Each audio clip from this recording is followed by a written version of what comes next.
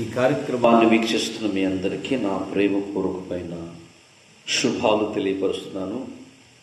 ప్రార్థన చేసుకుని కార్యక్రమాన్ని ప్రారంభించదు. మహాగరుడు అయిన తండ్రి, అతి పరిశుద్ధుడా, జీవాధిపతి అయిన తండ్రి, మరొక కార్యక్రమంలో నీ నామాన్ని బట్టి నాయన ప్రార్థన చేస్తుండగా నీ ప్రజలైన వారిని అందరినీ దీవించి కృపలు నింపి ఈ కార్యక్రమాన్ని ఎప్పుడైతే వీక్షిస్తున్నప్పుడు మీరు తోడై ఉండి సహాయం చేసి నీ కృప చూపించమని మమ్మల్ని అందరినీ చేతులు కప్పజెప్పుకుంటూ నజరేయుడగు మెస్సయ్య వారి దివ్యనామం ద్వారా అడిగి వేడుకుంటున్నాం తండ్రి, ఆమేన్. పిల్లలు ఒక పాట విందా. తండ్రికి మహిమ కలుగును గాక. హల్లెలూయా.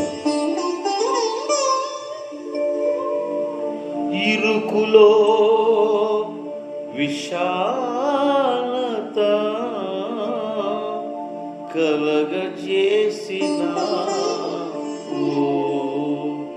ఎన్నెన్నో మేళ్లతో నన్ను నింపినా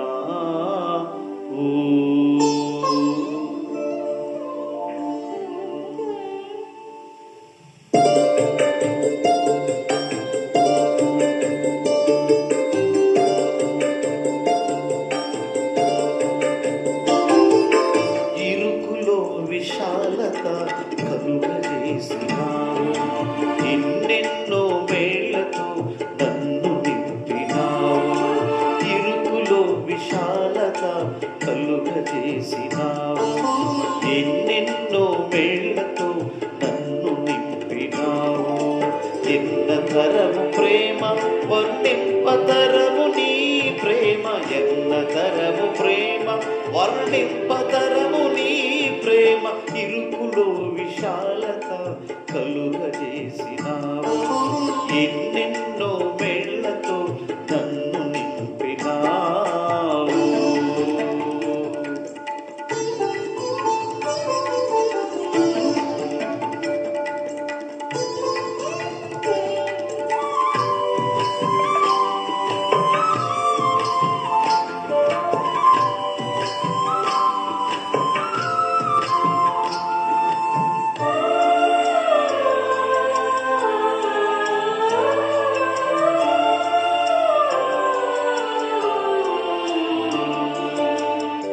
ఇబ్బంది కొలిమిలో నన్ను కాల్చినావు,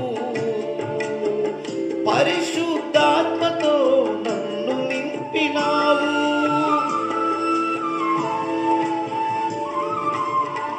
ఇబ్బంది కొలిమిలో నన్ను కాల్చినావు, పరిశుద్ధాత్మతో నన్ను నింపినావు. నిన్ను ఎమ్మడించగా ఎన్నంటే నడిచెదా, నీ పనిలో మెండుగా ఫలింపజేశావు, నీ పనిలో మెండుగా ఫలింపజేశావు. ఇరుకులో విశాలత కలుగజేసినావు, ఎన్నెన్నో మేళ్లతో నన్ను నింపినావు.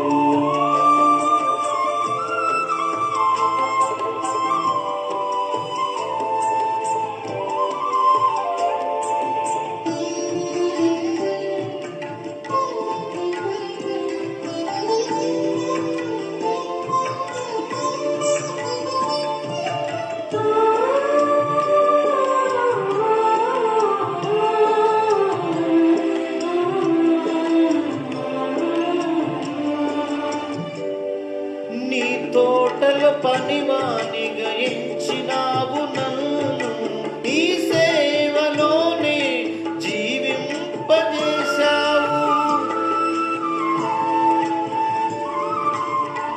నీ తోటలోనే పనివానిగా ఎంచినావు, నీ సేవలోనే జీవింపజేశావు. బ్రతుకుట యాశువే, సావైతే లాభమే, పరమా నదిలో నన్ను చేర్చి నీ దరికి, పరమా నదిలో నన్ను చేర్చి నీ దరికి. ఇరుకులో విశాలత కలుగజేసినావు, ఎన్నెన్నో మేళ్లతో నన్ను నింపినావు.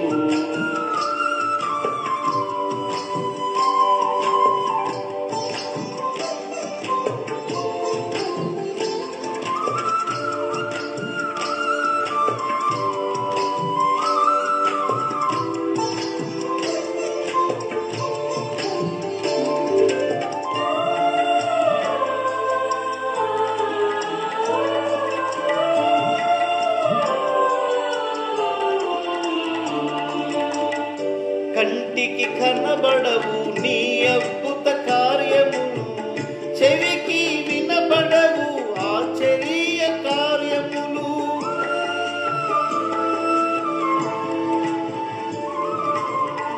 కంటికి కనబడవు నీ అద్భుత కార్యములు, చెవికి వినబడవు ఆశ్చర్య క్రియలు.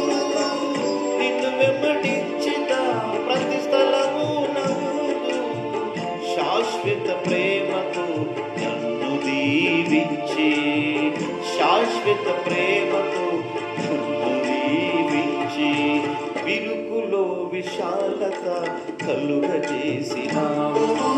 ఎన్నెన్నో మేళ్లతో నన్ను నింపినావు. ఇరుకులో విశాలత కలుగజేసినావు. ఎన్నెన్నో మేళ్లతో నన్ను నింపినావు. ఎన్నతరము ప్రేమ వర్ణింపతరము నీ ప్రేమ, ఎన్నతరము ప్రేమ వర్ణింపతరము నీ ప్రేమ. ఇరుకులో విశాలత కలుగజేసినావు. ఎన్నెన్నో మేళ్లతో నన్ను నింపినావు. పరమ తండ్రికి మహిమ కలుగునుగాక. యావే మనకి ఇచ్చిన ఈ అవకాశాన్ని బట్టి సర్వశక్తిమంతుడు సర్వాధికారి అయిన తండ్రి, శ్రేష్టమైన వాక్య భాగాలను మనం ఎన్నో వాక్యాలు తెలియపరుస్తూ ఉన్నారు. పరమ తండ్రి, పరిశుద్ధ గ్రంథమైన బైబిల్లో ప్రకటన గ్రంథము 22వ అధ్యాయం 14వ వచనంలో జీవవృక్షమునకు హక్కు గలవారై గుమ్మముల గుండా ఆ పట్టణంలోనికి ప్రవేశించినట్లు తమ వస్త్రములను ఉతుక్కును వారు ధన్యులు అని రాయబడింది. సహోదరి సహోదరులారా, ఈరోజు జీవవృక్షమునకు హక్కు గలవారు ఎవరు? గుమ్మము గుంట ఆ పట్టణంలోనికి ప్రవేశించినట్లుగా తమ వస్త్రాలు ఉతుక్కున్న వారు మాత్రమే ధన్యులని శ్రేష్టమైన వాక్యభాగం తెలియపరుస్తారు. కనుక ధన్యులు అని శ్రేష్టమైన వాక్యభాగం మనకు తెలియపరుస్తుంది కదా.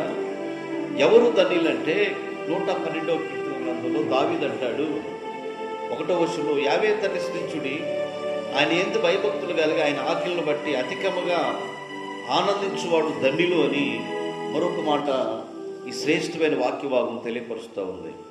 ఏమంటుందంటే, యావే తండ్రి స్తుతించండి, యావే యందు భయభక్తులు కలిగి ఆయన ఆజ్ఞలను బట్టి అధికముగా ఆనందించువాడు ధన్యుడని ఈ శ్రేష్టమైన వాక్యభాగం తెలియపరుస్తూ ఉంది. కనుక ఎవరు ధన్యులంటే ఆ పట్టణంలోకి వెళ్ళేవారు ఆజ్ఞలను అనుసరించి అధికముగా ఆనందించేవారు మాత్రమే ఆ పట్టణంలోకి వెళతారని ఆయన తెలియపరిచారు. యెషయా గ్రంథం 56:2లో, నేను నియమించిన విశ్రాంతి దినమును అపవిత్రపరచకుండా దానిని